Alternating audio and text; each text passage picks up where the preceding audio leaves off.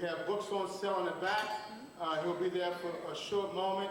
I want to thank Alethea King, who introduced me to Champ Nichols, who now we're beginning a partnership, so I appreciate that. I want to recognize Bam Johnson, 7-time world champion. Food Yacht is a magazine.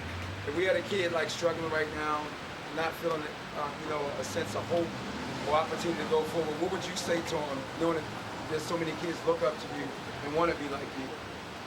First of all, I would tell a kid to do what he loves. Now, I always say that, but what do you really love? Think about it. Before I walked in and saw that Carl Canal was making clothes, I didn't realize I could make clothes. Now, if you like video games, you know there's programmers that make that get paid millions of dollars. If you like sports and you're an athlete, but you can't play it, every single athlete has at least 10 to 15 people around him in the background, not his entourage that works for the NBA, ESPN magazine, trainers, everything else, that basically are the reason why he exists. So don't always look at those 1 or 2 and don't think you can't do it. If you like driving cars, then you can be a technical engineer. So you have to understand that anything you love to do, you can do it because somebody's doing it. You understand? Yes, sir.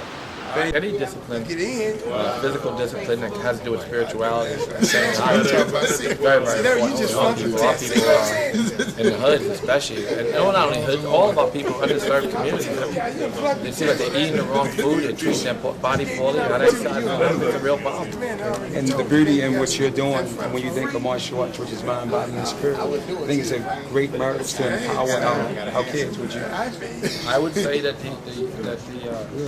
the idea of martial arts, or the idea of yoga, or the idea of any of those things that have to do with the spirit and movement. I think it's not in the Christian scripture enough about taking care of the first chakra. The first chakra is critical. You got to take care of the self so you can take care of others. Went to his meeting. We spent more time crying and talking about God than we talk about anything else. That means more to me than anything. We spent more time crying and talking about God than anything else, and connected.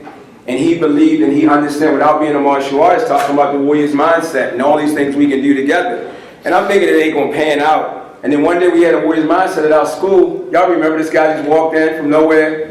I'm like, what is he doing just showing up? This guy goes all over the world, negotiating, talking with the president, making opportunities for our community. And when you talk about books, because I got one of his books as a part of my reading, he got so many books out. I mean, he's like, to even have him here today to make time for us is really, really important. He's really the authority of talking about collaboration.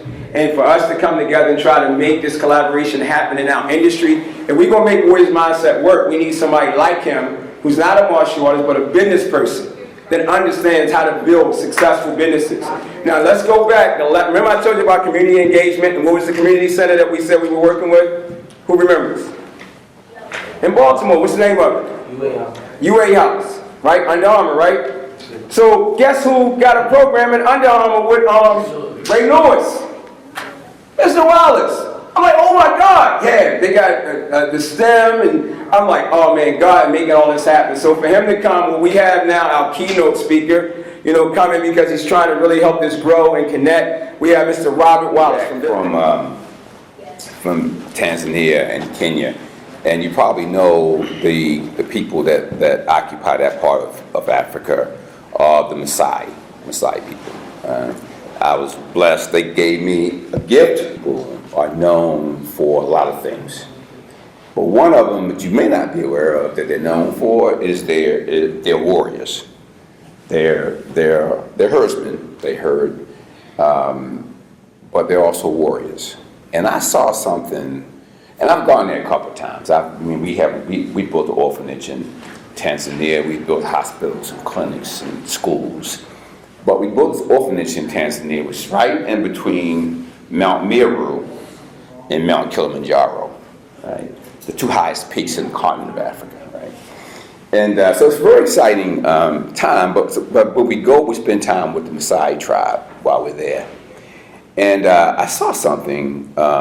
I've seen it before, but I saw it again, which really kind of ties into, I think, what we're trying to do here. I mean, when we met and connected, just in terms of your vision and your mission, I thought it was very appropriate.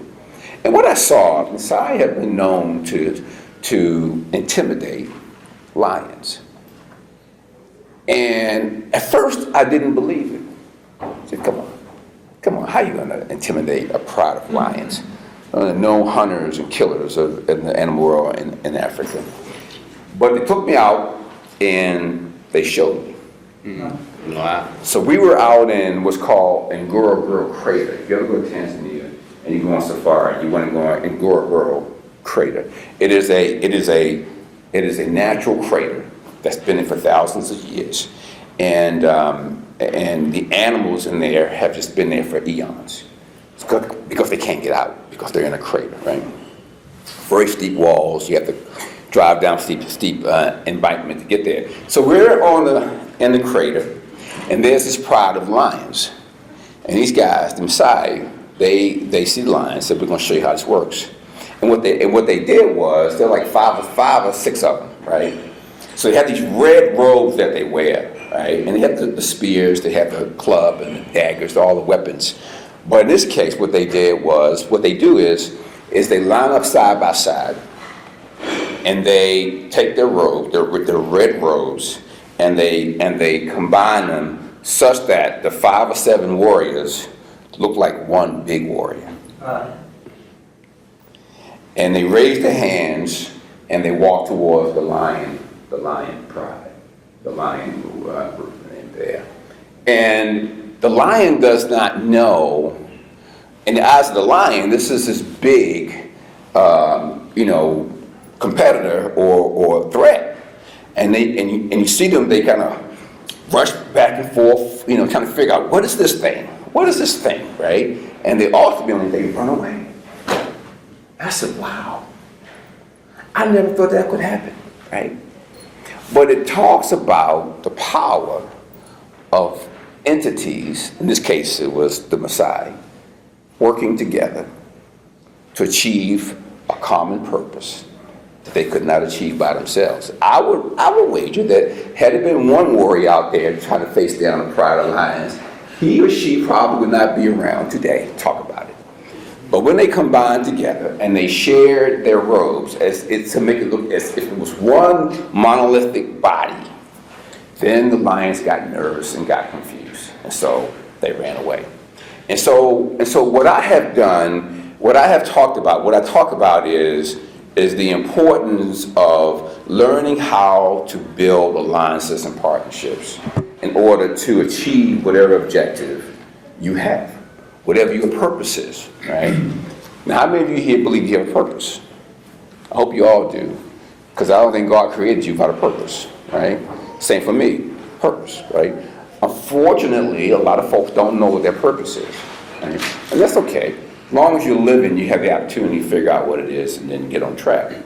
But whatever your purpose is, what I'm suggesting to you is that you will have a greater probability of achieving it if you figure out how to build alliances and partnerships with people and organizations to help you get to there.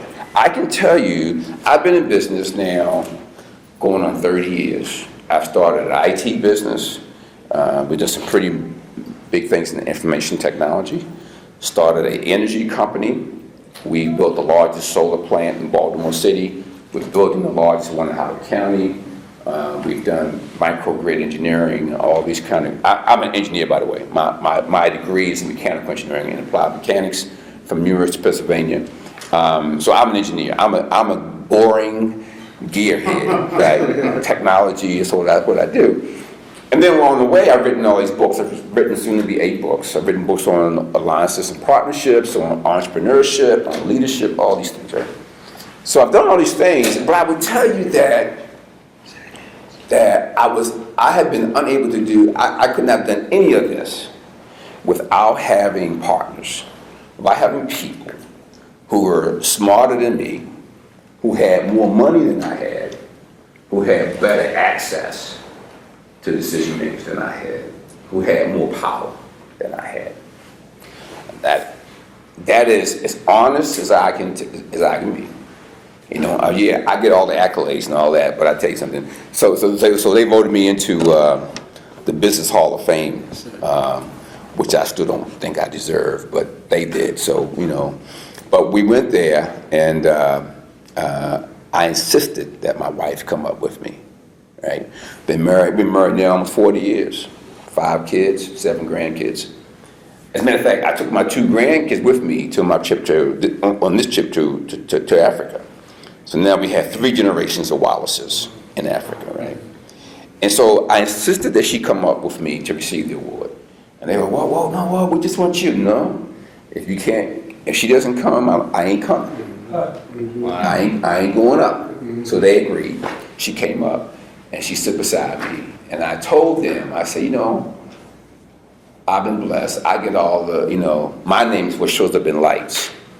But if you really want to know the reason for this success, if you really want to know who really should get the award, it's this lady right here, right? Because nothing I have done, I could have done without God and my wife, right? And then there are other people too. But in terms of close proximity, God, my wife. So what I'm saying to you, beloved, is I don't care what you're trying to achieve in life. The key is, how do you do that through alliances and partnerships? And so I've written a book about it, and I have a 12-step model that I've taught. I've taught it in Africa. I've taught it in Europe. I've taught it in Asia. I've taught executives how to go about building alliances and partnerships. Right? I'm not going to do that today because time won't permit. But I do want to emphasize the importance of that. And I will give you a couple of pieces of that because it also ties into this idea of creating wealth. Because, and creating wealth is not a negative thing. Can I get an amen to that? Amen. Amen. It's amazing, especially when I talk to spiritual people. When I talk about wealth creation, they get real nervous. The room gets really quiet. Because in their minds, they have concluded that there's no connection between, I will say, now I happen to be a Christian, but I'm going to generalize and say spiritual enlightenment and wealth creation. They think that the two should never come together. And I have studied all world religions that I can find, and I have not seen a single one where it says, thou shalt not get wealth. Thou shalt not be wealthy, right? And so that's important because we know to do things, to do great things, to help people around the world, you need resources. Can I get an amen to that? You need resources, beloved. For me to go to Tanzania and build orphanages and hospitals and clinics and to fly with nurses and doctors and all that, guess what? At the end of the day, somebody has to sit down and write a check. You have all the talk you want, all the good intentions, all that's good, But at the end of the day, some woman, some man has to sit down, take out their checkbook, and write a check. To build an orphanage in Tanzania, which is one day I'll show you pictures. I mean, it took a lot. We've been in there 12, 13 years. Right? It took a lot of money. Yeah. And so what I'm saying to you, these two things, wealth creation, why it's important. Now, how do you do it? You do it through figuring out how to build partnerships and alliances with people and entities that share your mission, that share your vision, and that share your common purpose. Right? Folks, I'm telling you, if you figure out if you master those two things, talk about the warrior mindset, if you master those two things, there's nothing on this planet you will not be able to do.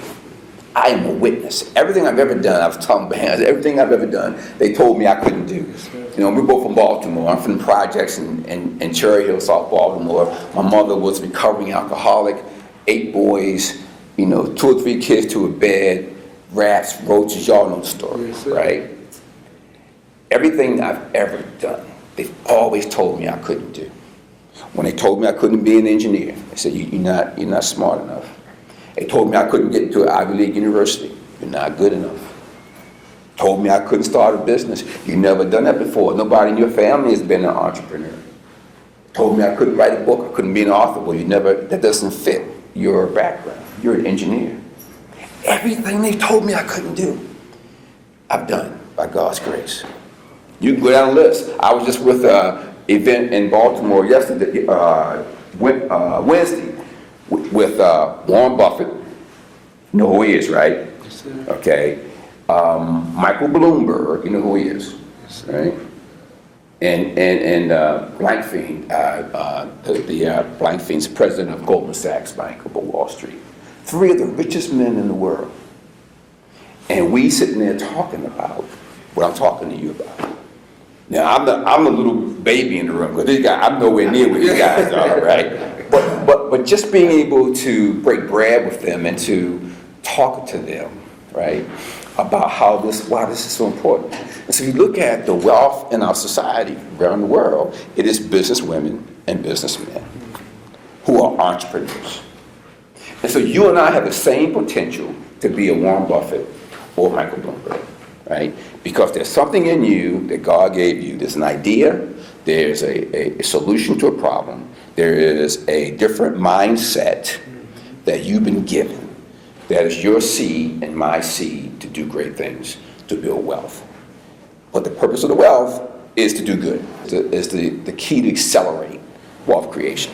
I mean, what you guys are doing, and with this warrior mindset and martial arts and the convergence of those things around enhancing communities and building a base that people can be the best they can be, that has value. That has value. And that can be monetized. So when we met the first time, that's what I saw. I said, yeah, I see this. I see it. Although I'm an engineer, I've done little boxing. My father was a boxer. My dad was a sparring partner for Joe Lewis. You guys are too young to know about Joe Lewis, but called the Brown Bomber. But Daddy was a sparring partner. So I come from a family of boxers, and so I understand that dynamic, right? But with that dynamic is the opportunity to strengthen communities and to enhance human value and to make the